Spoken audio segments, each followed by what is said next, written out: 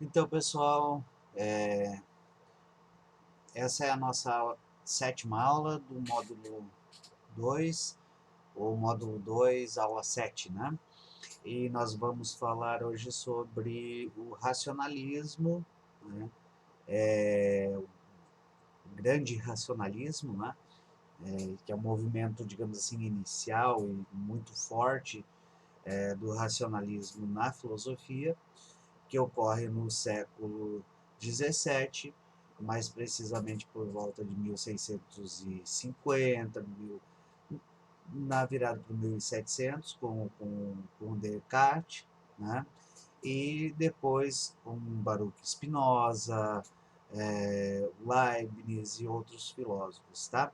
Nós vamos ver aqui dois deles como, né, exemplo do que significa o racionalismo e dos desdobramentos que o racionalismo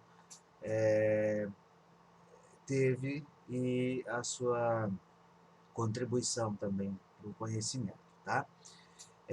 O René Descartes foi um filósofo francês que viveu entre 1596 e 1650. Tá? Sobre a vida dele vocês podem ler na apostila, né? Aqui é um retrato do Descartes, né? Ele sempre foi muito cuidadoso, apesar né, é, de ser um filósofo muito questionador, né? Ele sempre teve muito cuidado para não ferir, digamos assim, né, os princípios da Igreja Católica, sendo ele, né, um cristão e tal.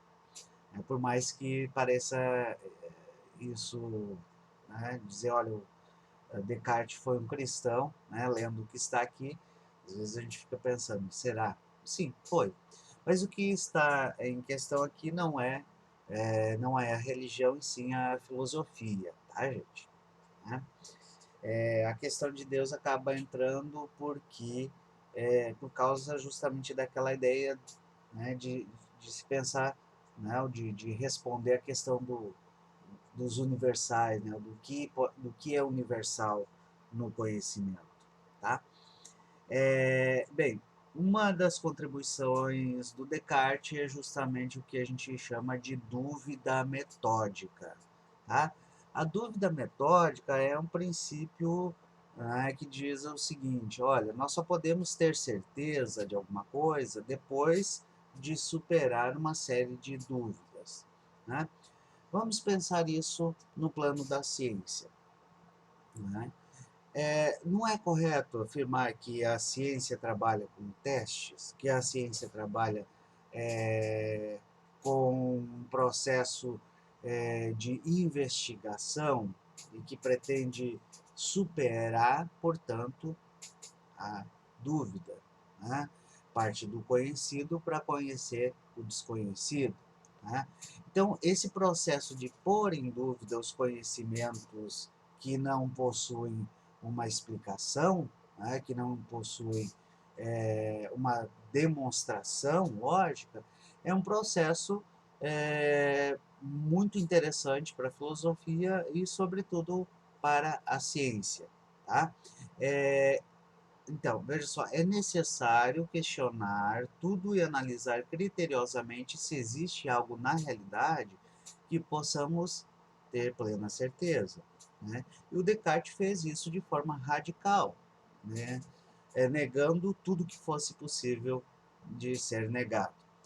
E ele chega àquela célebre frase que todos vocês já devem ter visto ou ouvido em algum lugar, e virou motivo de memes, e virou motivo enfim, né, de várias paródias e tudo mais. Tá? Penso, logo existo. Né? Já vi uma paródia que diz assim: penso, logo desisto. Né? Ou então, aqui eu uso lá no meu e-mail, no meu celular, que é do Paul Valéry, que é um estudioso do Descartes, e ele diz assim: ora penso, ora existo. Né? É uma ironia com a frase do Descartes, né? Uma boa ironia. Tá? Por que dessa frase? O que significa esse penso, logo existo? Significa que tudo aquilo que não pensa não existe? Não. Significa apenas que a consciência, né, da existência é que possibilita o conhecimento. Tá? Então, qual é a primeira consciência que o ser humano tem? A primeira, e a mais firme, e a mais segura, né? O princípio básico da consciência, do pensamento, do Descartes, é a consciência de si, a consciência de que eu sou um ser pensante. A partir dessa consciência, o ser humano vai tomando consciência de todo o mundo ao seu redor, de tudo o que o cerca, de tudo é, que ele pode conhecer através dos sentidos, através da razão. Mas vejam só, né? A consciência e, portanto, a razão, né, o pensamento, que no caso aqui abrange tudo que afirmamos, negamos, sentimos, imaginamos, tudo isso é a base do conhecimento. Tá? O racionalismo distingue-se, portanto, né, do empirismo, que é uma outra corrente, né, de conhecimento que diz que todo conhecimento vem da experiência. Né? O racionalismo não chega a negar totalmente a experiência, mas ele afirma que, antes de qualquer experiência, né, é a consciência que determina o conhecimento. Tá? O Descartes também possui um pensamento dualista, ou seja, ele separa a natureza, separa a realidade em res cogitans, né, que é a substância pensante, né, o que forma a nossa consciência, que forma a nossa capacidade de compreender a realidade, né, de conhecer a realidade, e, por outro lado, a substância extensa, ou a res extensa, que corresponde ao mundo corpóreo, que corresponde ao mundo sensível, né, que corresponde a tudo é, que nós podemos compreender através da consciência, mas que não possui em si, né, consciência. O ser humano é formado por essas duas substâncias, pela substância pensante e pela substância extensa, ou seja, pela substância imaterial, né, do pensamento, né, e pela substância extensa, né, o corpo, né, esse lado físico. Né. É, o idealismo, né, do Descartes, né, a concepção idealista, né, é, coloca a substância pensante, né, ou a consciência, como o primado do conhecimento, ou seja, como a origem de todo o conhecimento. Ou seja, né, por mais que se possa conhecer, né, a partir da experiência também, mas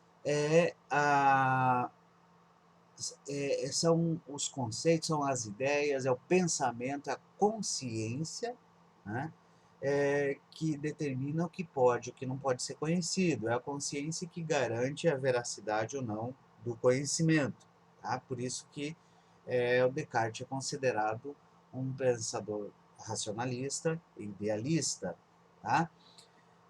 Por que, que a consciência, né, ou a razão que determina o que pode ser conhecido? E veja bem, né, para que algo seja conhecido, esse algo precisa estar na nossa consciência. Esse algo precisa passar pelo pensamento. Se não atingir o pensamento, se não atingir a consciência, para o sujeito pensante, né, essa realidade não é cognoscível. Por quê? Porque ela simplesmente não existe para o pensamento, tá? Não existe para a consciência. Tá? O Descartes nos deixou um legado muito importante, que é o método cartesiano. tá? Eu sempre penso assim, né, e digo para os meus alunos que você pode achar radical, né, o Descartes ter tomado como princípio de todo conhecimento, né, o eu pensante, né, a res cogitans, né, a consciência, mas uma coisa que está ligado a isso, e no entanto, de alguma forma, é um outro legado da filosofia cartesiana é o método, né? Então, assim, a parte que eu acho mais difícil de discordar do Descartes é quanto ao método, até porque ainda hoje ele é válido, inclusive para nós estudantes, pesquisadores, certo? Vejam só, o método é composto por 4 regras. A primeira regra, só aceitar algo como verdadeiro desde que seja absolutamente evidente por sua clareza e distinção. Tá? As ideias claras e distintas seriam encontradas na própria atividade mental, independente da percepção sensorial externa e tal. Tirando essa parte, vejam bem, é, só aceitar como verdadeiro o que é claro e distinto, né, nos impede de cometer vários erros. Né? Por exemplo, ao interpretar um texto, né, só posso tomar como verdadeiro aquilo que corresponde exatamente ao que o texto está dizendo. Ou ao analisar a realidade ou uma informação, né, numa era de fake news, né, o que eu posso tomar como claro e distinto? É aquilo que possui uma fonte, né? Aquilo que é vago, aquelas informações truncadas, aquelas informações cheias de, quer dizer, você percebe que não tem você não sabe exatamente de onde sai, né? Nós podemos claramente desconfiar, pelo menos, tá?